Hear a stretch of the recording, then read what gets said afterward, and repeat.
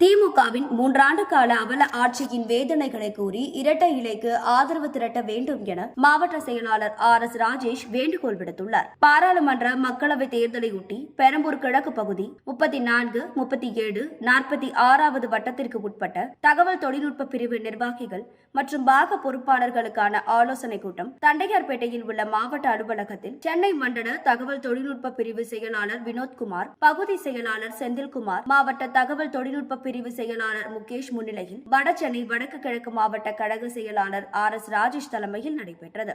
இதில் பேசிய மாவட்ட செயலாளர் RS ராஜேஷ், விடியா திமுக ஆட்சியில் அரிசி, பருப்பு, பூண்டு, காய்கறிகள் உள்ளிட்ட அத்தியாவசிய பொருட்களின் விலை உயர்வு, மின்கட்டண உயர்வு, சொத்து வரி உயர்வு, சிமெண்ட், செங்கல், மணல் விலை உயர்வு என விலைவாசி உயர்வை பன்மடங்கு அதிகரித்துள்ளது. அதனை மூடி மறைக்க பெண்களுக்கு ரூபாய் 1000 தகுதி பார்த்து தருவோம் என்கிறார்கள். இந்தியாவில் 2G ஸ்பெக்ட்ரம் ஊழல் செய்து உலக அளவில் பெயர் பெற்ற விடியா ஆட்சி தமிழகத்தை சுடுகாடாக மாற்ற கஞ்சா, போதை மாத்திரையையும் கடந்து உலகமே வியக்கும் வகையில் 3 லட்சம் கோடி மதிப்பிலான போதைப் பொருட்களின் புழக்கத்தையும் திமுக ஆட்சியாளர்கள் ஊக்குவித்துள்ளனர் என குற்றம் சாட்டினார். இந்த நிகழ்ச்சியில் ஜெயப்பிரகாசம், லயனி சண்முக விநாயகம், சரவணன், ஆனந்த், ஜம்புலி, வி பாலாஜி, வெங்கடேசன், பாஜ்பீர், மகேந்திரகுமார், பிரேம்குமார், கோபிநாத், சரவணன், சியான், செந்தில் மற்றும் தகவல் தொழில்நுட்ப பிரிவு பகுதி வட்ட பாக நிர்வாகிகள் உள்ளிட்ட பலர் கலந்து கொண்டனர்.